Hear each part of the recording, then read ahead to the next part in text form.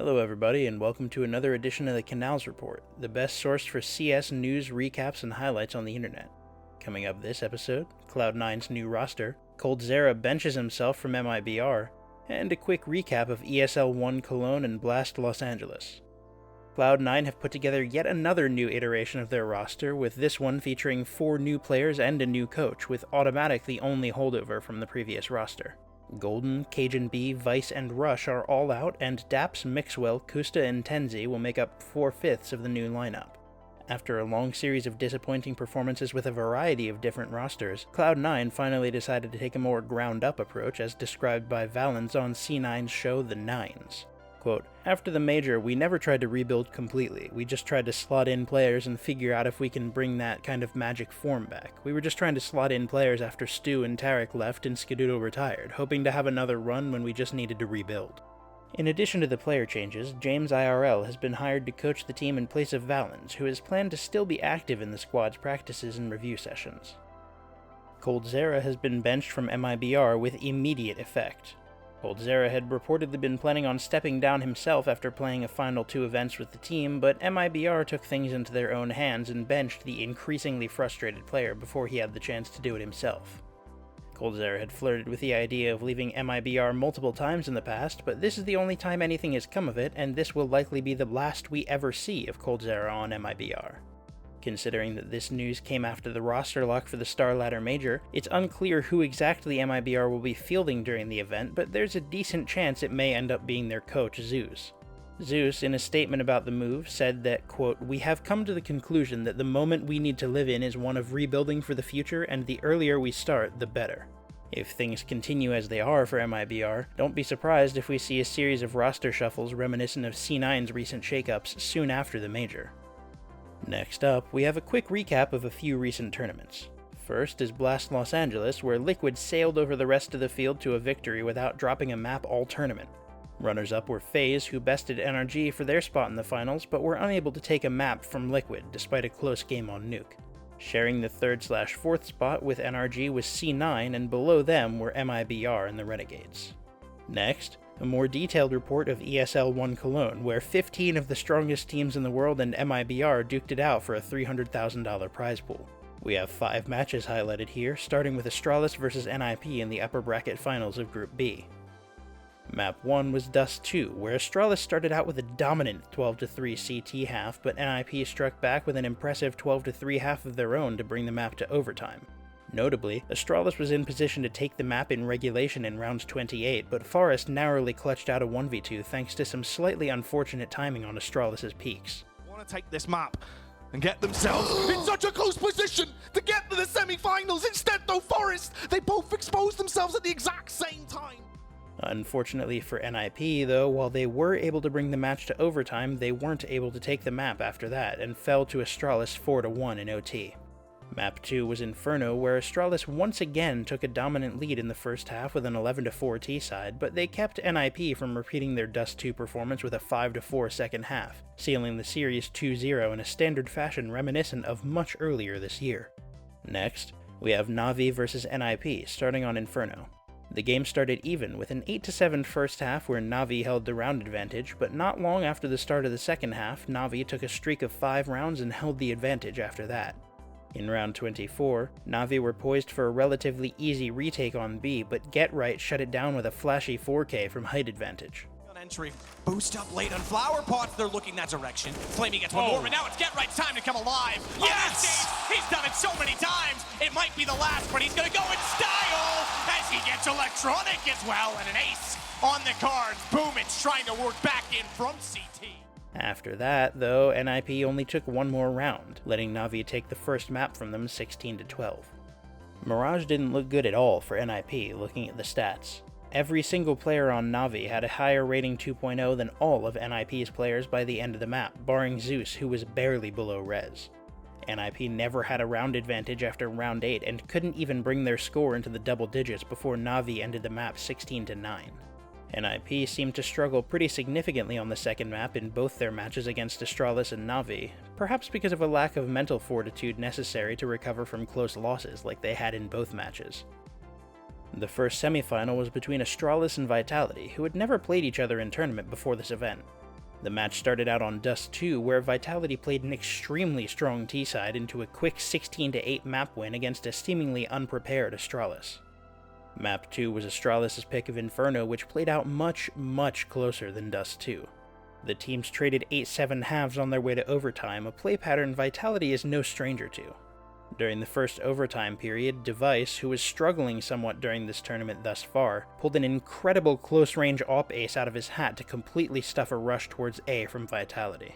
Game flashed, he's gonna get that shot, and it has to feel a little bit going out middle of the air to take down Alex, and now they're pushing. Oh, you've got to be kidding me! He takes every single one from nothing! Astralis narrowly secured Inferno afterwards in the second overtime, taking the match to overpass. The first half was a close 7-8 once again, but once Vitality got onto their CT side, they took off running with a lead, only letting Astralis take 2 more rounds and walking all over them with plays they clearly weren't expecting, like this triple from NBK to salvage his extremely aggressive positioning. Oh, he's absolutely ready. Look at MBK, actually gets caught out. Oh, He no! still picks up a double lightning out of the sky, comes in with a triple.